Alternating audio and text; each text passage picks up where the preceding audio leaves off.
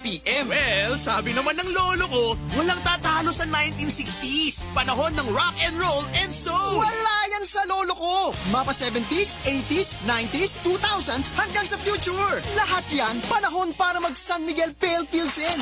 Mula noon hanggang ngayon, San Miguel Pale Pilsen, the true global Filipino beer. Drink responsibly. Travel na sa inyong suking tindahan. San Miguel Pale Pilsen. Bili na! Drink responsibly.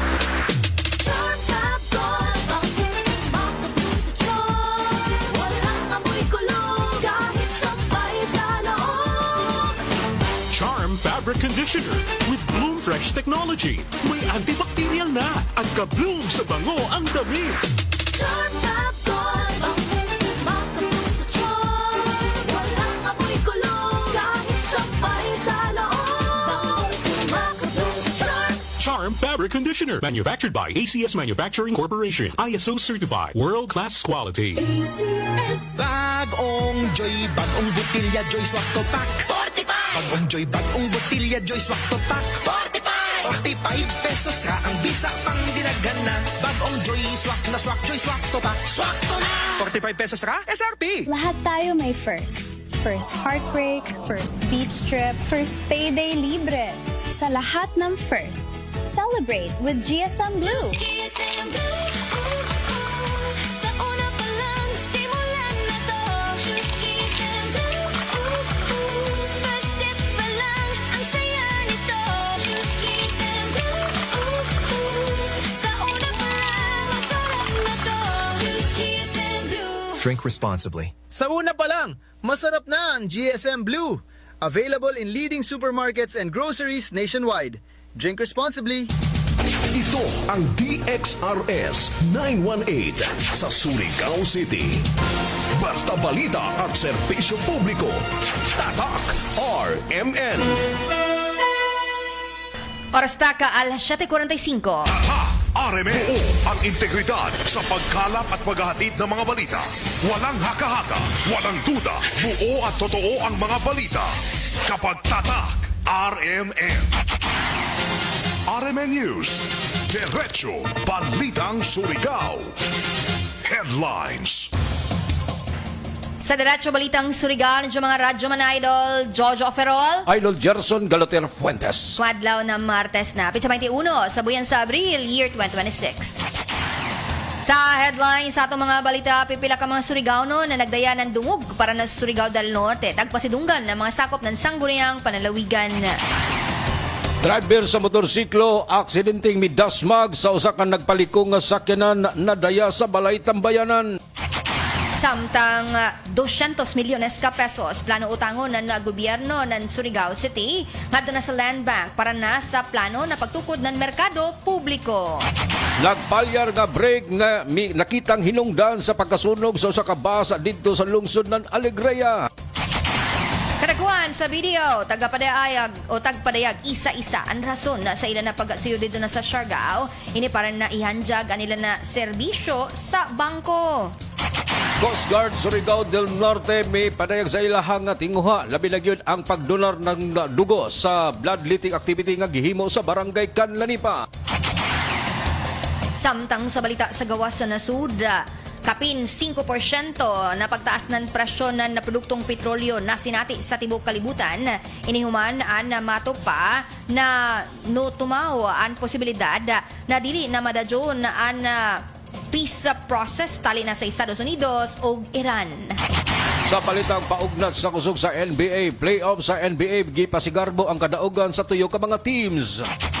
Samtang sa showbiz, Chris Aquino proud sa matupa pagkasaulog nan ika-19 na adlong natawhan sa iyang anak na si Bimbi labi na sa matupa misteryoso na special friend nini.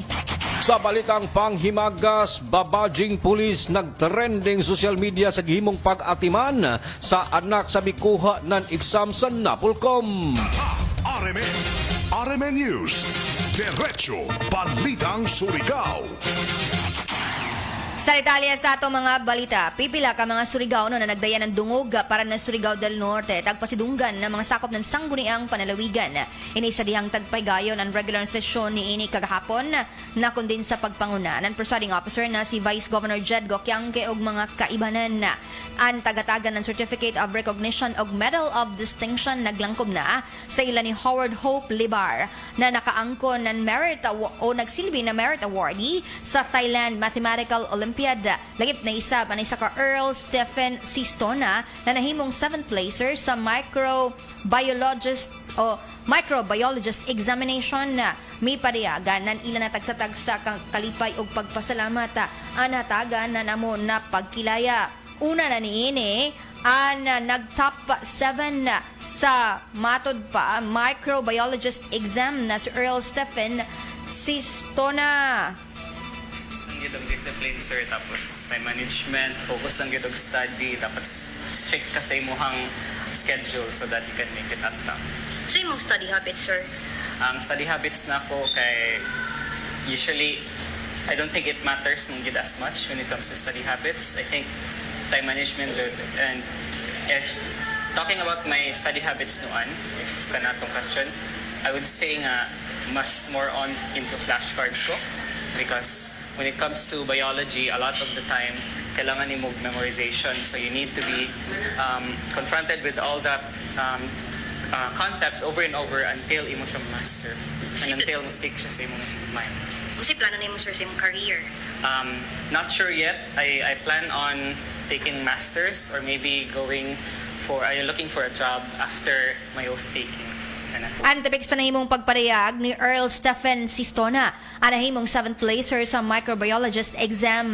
Samtang ang lain pa isab tagatagan ng pagkilaya, amo ang isa ka Howard Hope Libar na kundiin na nakaangko ng merit awardee sa Thailand Mathematical Olympiad.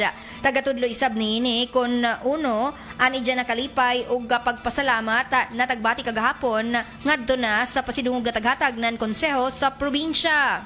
I'm very honored na na-represent nato at nanako ang ato province, and I am very happy na at least I got an award na sa ako contest na ako tagapila.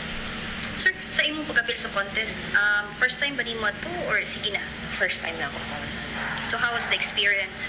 Kuan, ma'am, both lisod kay syempre dyan yung mga struggles like ang time management, and of course math itself is lisod gadget siya. So but just don't give up lang gadget, try until you succeed. Ang tabek sa nahimong pagparehag ni Howard Hope Libar, ang nakaangko ng Merit Award sa Thailand Mathematical Olympiad, samtang samoy saban na paghatag ng nakadaugan sa ngayan ng Surigao del Norte. May parehagan na naidyan na pagkilaya ang presiding officer na si Vice Governor Jed Gokyangke. Congratulate Mr. Howard Hope Libar, a student of Surigao del Norte National High School, and to Earl Stephen Sistona, 7th placer of the 2026 Certification Examination for Microbiologists. The province of Surigao del Norte and the people of this province are very proud of the achievements. And hopefully, you will be successful of whatever endeavors that you are planning in the future. Congratulations. Ang tabik sa nahimong pagparehag isab ni Vice Governor Jed Gokyangke. Sa dugang hanay sa itong mga balita, nagbilin o mukabat 300,000 pesos nga danyos ang pagtumaw sa sunog sa usa ka school bus samtang nagbiyahe kini kagahapon adlaw. Diin nasunog kini partikular na diha sa may Puro 4 sa Barangay San Pedro, Alegria, Surigao del Norte. Usa ka school bus nga idya sa Barangay Adlay sa lungsod ng Carrascal, Surigao del Sur ang nagpalyar ang brake samtang nagbiyahe kini sa nitabong brake failure. Miresulta kini sa pag-init sa drum nini og didto nasunog ang maong school bus. Dali usab nga responde ang mga fire trucks sa Alegria Fire Station diin tagdeklara kining fire out pasado 1:45 ang tagna sa hapon. Hinon walay mga natalang nasamdan og naangol sa maong insidente samtang nagpadladyon pa ang gihimong makuting imbestigasyon ng Bureau of Protection sa pagtumaw sa sunog sa usa ka school bus. Sa rabadadyon pa, sa dugang pa ng mga balita, moabot sa 200 milyones ka pesos ang plano na utangon ng gobyerno ng Surigao City ngadto na sa Land Bank iniparan na sa itukod na merkado publiko. Inerkos ganong tagpariyag kumpirmasyon ni Mayor Paul Dumlao na kundiin tagatudlo nini na namuna kantidad an sumaya pa pagabayran sa musunod na puyo katuig. Tagatudlo na waya na isab mapadayag ngadto na sa amended contract nan Primark partikular na sa ila pag-okupar nan merkado publiko na kundiin tagwaya na an 4-kilometer radius na restriction sa pagpahimutang ng mga nagkalaing-laing public market sa nagkalaing-laing barangay. Tagatudlo pa ni Mayor Dumlao na pinaagi na sa amon na pagatukod nan merkado publiko an dali ra isab mabayran ini ngadto na sa Land Bank gumikan sa mga rentals na kundiin gikan sa mga nagkalaing-laing tagtakda na muokupar sa mga nagkalaing-laing stalls. Patawag isab kagahapon sa dihang taghimo ang Committee of the Whole nan sangguni ang panglungsod ang mga kadagkuan ng Land Bank of the Philippines ini partikular na sa pagpasabot isab sa kinatibukan sa mahimong kondisyon sa gayon na mangutang ang lokal na gobyerno ng Surigao City.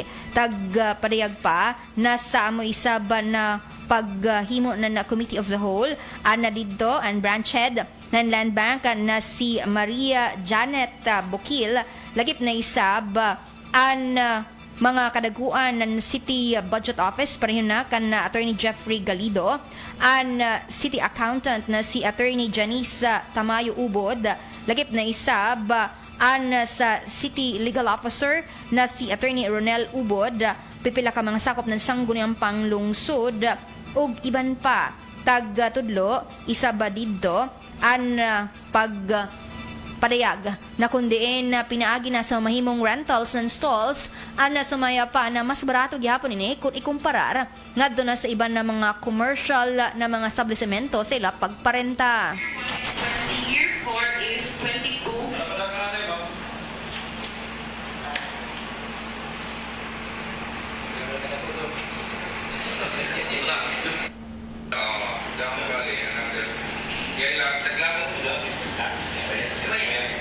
Sa goodwill lang po Goodwill and the rental. goodwill, rental fee, and market entrance fees. Kailangan yung mga cargoes, trucks, forwards. Sige, we will just have it for the benefit because they are also taking the risk. Is the loan risky for you? With LGU as the borrower, lesser the risks as compared to private individual.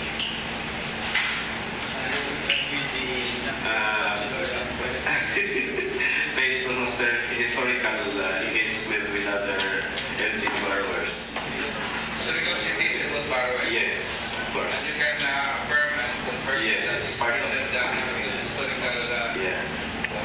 manner of the CP farming program. Yes, sir. It's part of our justification. Ang tabik sa nahimong diskusyon, tali na kan Vice Mayor Alfonso Casura, lagip na isab sa isa ka Jonathan Orozco ng Land Bank o nagsilbi ng Land Bank head, partikular na sa loan division na kundin tagatudlo na sa kasinatian sa pagpautang ng Land Bank ngadto na sa LGU Surigao City ang sumaya pa na salig sila sa kapasidad niini na makabayad ng sakto. Sa dugang hanay sa itong mga balita, sa maron na ilandig sa balay tambayanan ang driver sa motorsiklo human kini na dasmag o sa maron na midasmag sa gimanihong motorsiklo sa nagpaliko nga pribadong sakyanan diya sa may National Highway sa Purok 6, Barangay Badas, Placer, Surigao del Norte. Pasado alas 12:05 antak na sa udto kag hapong adlaw ang driver sa motorsiklo sa nga Honda Click 125 nga gimaniho sa usa ka nagdalang Alexander, 22 anyos, ang residente sa Nisgutan nga Dapit ang nakaangkon tungkol kini sa mga bunog ug pangos sa kalawasan human sa gikusgon sa impact nini sa pagbangga sa nagpalikong Montero Sports nga gimaniho sa kadagdalang Benjamin 40 anyos. Pasulod unta sa function hall sa ang Montero Sports gamit ang signal light sa ijang pagliko apan wa kabantay ang driver sa motorsiklo hinungdan sa ijang pagabangga. Parehong gikustodiya kuman sa Placer Municipal Police Station ang duha ka mga sakyanan samtang nagpadadyon usab ang gihimong makuting imbestigasyon samtang ang driver sa motorsiklo ang nagpaalim usab sa balay tambayanan. Sa rabadadyon pa, sa dugang pa ng mga balita, kadakuan ang video, tagapadayag isa-isa, ang rason na kung uno, nanusuyod sila dito na sa Siargao para na sa pagdayan ng ilan na serbisyo sa bangko. Namahayag ang isa ka Keith Chua, ang First Vice President og Head ng Island Banking og Area Head ng Cebu sa BDO Unibank, partikular na sa ila-isab paghanjag ng mga naglaing-laing serbisyos. Kompleto na ito ang banking needs ng constituents sa here in Vidaya. So, there are things nga mabuhat sa network bank na hindi na mabuhat. Nasa so many things that we can do that network bank. So, we're here to complete the cycle of banking. So, basically, that's it. We don't have, we're better, we're bigger, because we're the Unibank. What we have, the mindset that we have is the we find ways mindset as one bank. Antabik sa nahimong pagpadayag ni Keith Chua, First Vice President og Head ng Island Banking og Area Head ng Cebu sa BDO Unibank. Samtang may pasabot isab lain dito si Albert Kyoge, ang Chief Operating Officer ng BDO Network Bank, partikular na sa ila-isab mga tagdayan na dugang serbisyo. Our utmost is really to go into the far-flung areas, yung unbanked and underserved communities. So that's what we do. So in fact, if you look at our mapping of the branches, we are typically in the remote areas. Ito yung mga hindi pa nakakakita kahit kailan ng bangko.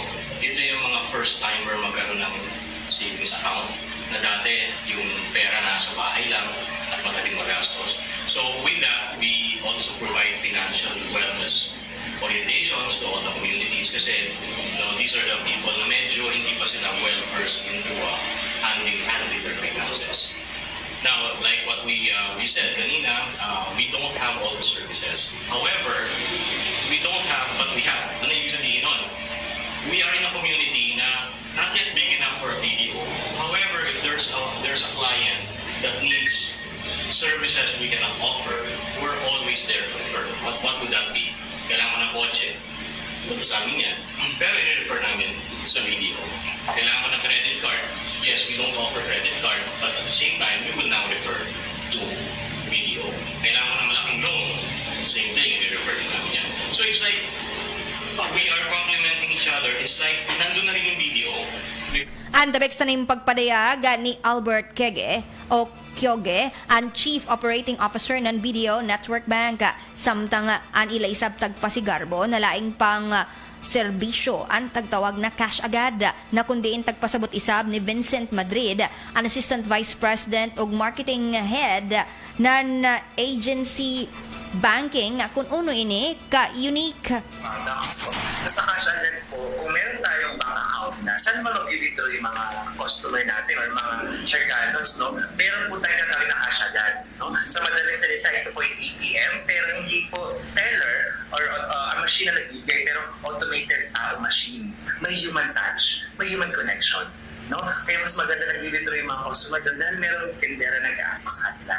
So, kung kanina po may bank account na kayo doon sa mga munisipyo na malayo naman ang branch, meron naman po ATM. Pero ito po yung cash agad. Ang pagpasabot isab ni Vincent Madrid, ang Assistant Vice President ug Marketing Head sa Agency Banking, sa diyang tagpakilayan na inidugang ang ilan na cash agad na taghanjag sa publiko. Sa dugang hanay sa itong mga balita, Give Blood Save Lives na himong tema sa bloodletting activity nga gihimo uban sa mga kawanin ng Department of Health sanan ang mga kawanin ng Coast Guard Surigao del Norte sa gilunsad nga aktibidad kagahapon adlaw diha sa may barangay gym sa barangay Canalipan ng syudad. Kini ang garbong pagsalmon sa Coast Guard Surigao del Norte sa kamahinungdanon nga pagdonar ng dugo sa mga nanginahanglan. Gipanguyuhan usab kini ni Station Commander Lieutenant Junior Grade Roy Christopher Orillanida sa tabang usab ng Coast Guard Northeastern Mindanao Operation Control Unit.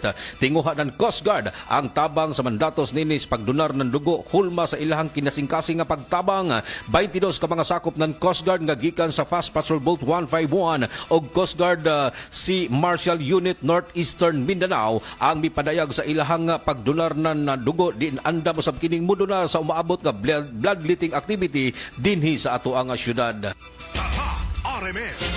RMN News, Diretso Balitang Surigao.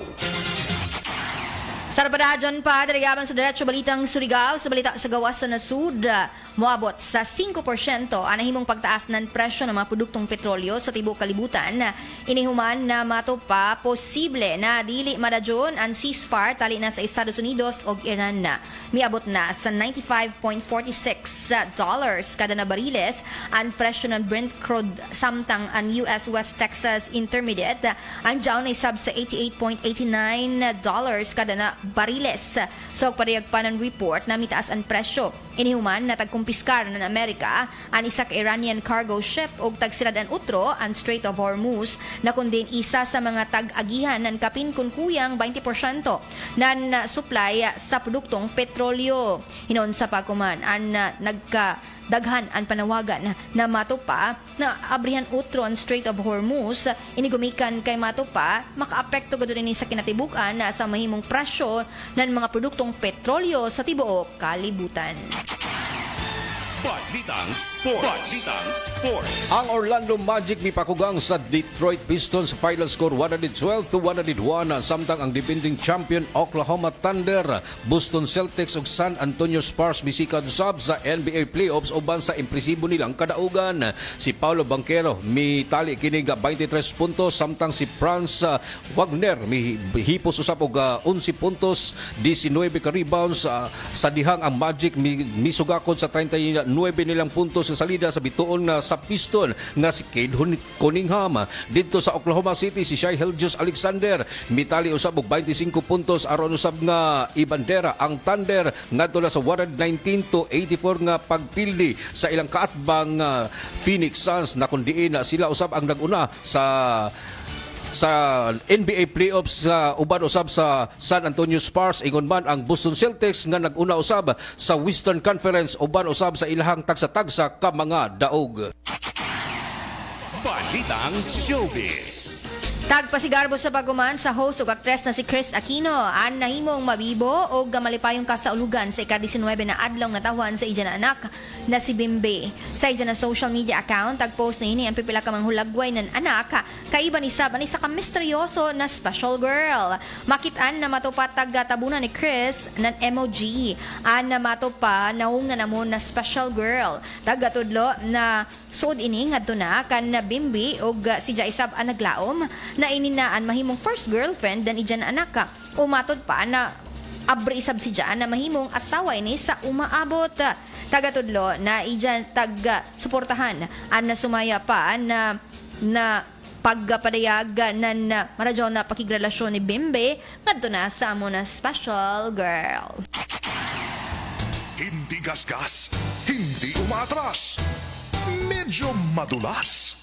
Ito ang Balitang Panghimagas. Nagtrending sa social media ang usa ka babadging pulis nga nakilayang si Police Corporal Marjorie Wagnak sa Baguio City Mobile Force. Human nga mipresentar sa kaugalingon nga muatiman sa usa ka bata anak sa usa ka mikuha og entrance exam sa Napolcom niadtong milabay Abril 19. Taliwala sa hinungdan ng adlaw sa examine diin mipakita usab kinig malasakit ang usa ka inahan nga si Wagnak diin pag-atiman sa waya ni kini nga gipalabay nga kahigayunan nga adunay dakong malasakit sa bata. Dili lamang ang serbisyo ang pagpanalipod, maingon man nga gipakita usab dinhi ang dakong gugma sa pagtabang sa mga nanginahanglan. Isip usa ka inahan dili usab nini gibaliwala nga adunay mga responsable sa idyang pagtrabaho mandato sa mga kapulisan. Miani usab kini klase-klaseng reaksyon sa publiko. Maingon man sa ilang kabarong pulis dito sa Baguio City ang gipakita ni Wagnak sa pagatiman sa usa ka batang na usa ka anak nini sa mingkuha og entrance exam sa Napolcom niadtong milabayng adlaw. Saludo kita ngadto na sa inin na mamang aling pulis. Aling pulis. Na kundiin na taga-tabangan ni Jao na si Jaanay lawang pa mag-amuma sa isa ka anak na nanotake na Napolcom exam. Lisod na ba yung Siyempre, inahan Napolcom? man siya. So, jaon siya'y mga matawag na to mga kasinatian sa pagkatiman experience. Kay labi na yun kung nagtuwaw naman, nagigutom na. So ang gihimo ni Police Corporal Wagnak, inahan man siya. Iharasam gipabreastfeed ang bata. Wow. Tagipabreastfeed niya, mao nang saludar ang tibok puwersa ng mobile force dito sa Baguio City sa gihimong pagpakitag malasakit nining usa ka police corporal nga si Marjorie Wagnak diin mi atiman kini. Siya pa'y nagpresentar, ako na lang. Nana, bahala. Basta kay take your exam, unta makapasar ka para mamahimo kang parihan mo. Kabaro na ta. Amo man. Unta ni banisab na mga ingani no na John ban namubati kaw sa imo isig katao na kundiin na kun jay mo ikatabang ihatag jo na tabang nan alawon pa wholeheartedly abri sa kasing-kasing kay total lawon pa nila an magpaigor sa imo ang Ginoo sa umaabot pareho adto na kundiin na himong convenient para sa mo take na Napolcom exam na idyan na pagkuha ng exam okay mura na dili na sa magproblema ba na maghunahuna ala unay mahitabo sa ako anak samtang nag-take ako ng exam nakapatutoy na ba adto gutom na ba adto nga na ba so dapat amumahon ka jud ug hatagan ng pagtagad ani ni na klase na maradyaw na gawi manan isa ka aling pulis na kundiin na tagpatutoy ni Dja na isa ka bata na kundi dili kun ija dugot laman lang panila kundi sa isa ka nagtake na Napolcom exam na kundi ug sa manubilib an mga netizens sa tagpakita niini na malasakit ngadto na sa amo na no take ng exam. Oy, maradyo na gamati anay sa ato masuki din na sa Barangay Sabang na kundi tagtakta ipagayon ang People's Day na kundi na libre na serbisyo gikan na sa mga nagkalaing-laing mga departamento sa gobyerno ng syudad andad undinha. So i-grab na opportunity na mga residente ng Barangay Sabang para na sa pagpaygayon ng People's Day sa pagpanguna nila ni Mayor Paul Domlao, Vice Mayor Alfonso Casura o iba na mga sakop ng sangguniang panglungsod. Oy, good morning usab day kang Barangay Kagawad June Caranto sa Barangay Sabang nga una nang nagpadayag sa ilahang pag-anunsyo sa publiko labi na gyud sa mga residente nga ipahigayon ihatod diha ang serbisyo sa ato ang mga kadagkuan sa syudad labi na gyud pinaagi sa People's Day diin unta daghan o ubay-ubay sir ang makakadto para makabenepisyo nini nga mga serbisyo gikan gitunol sa ato ang mga kadagkuan sa syudad. Maradyo na gamati isab ngadto na kan Diana Rose Asilagon na listening from Singapore. Lagi pa kan Kings Aligado, kan Emmanuel Latuga na kundiin watching live from TCI British Territory, kan Mano Datoy, kan Randy Ran Santesa sa nagsunod sa Pakuman. Yan at oras para sa pagpadadyon diri sa ito na programang Diretso Balitang Surigao. Sa ngayan sa ito na mga kaibanan diri sa control si Dudong Quijano, inaisab ani na Radyo Man Idol, Jojo Oferol, Idol Gerson Galotera Fuentes, Tatak Aremen. Aremen. Aremen News. Diretso Balitang Surigao.